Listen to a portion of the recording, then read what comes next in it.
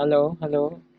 အားလုံးမင်္ဂလာပါအခုကျွန်တော်ဒီနေ့ computer နဲ့ဖုန်းတို့မျိုး data ဘယ်လိုကူးမလဲဆိုတာပြပြမယ်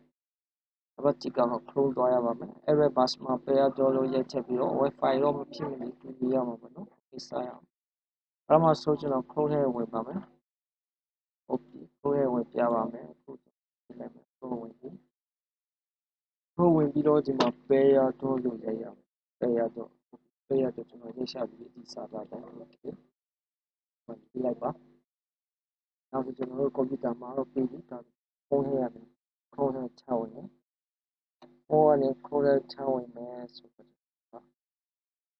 ဖုန်းထဲ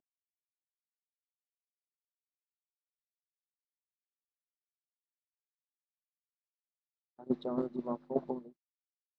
computer နဲ့ဖုန်းပုံတော့ဖုန်းကိုရပါပြီ။ Okay ဒီတင်မှာ Bye bye see you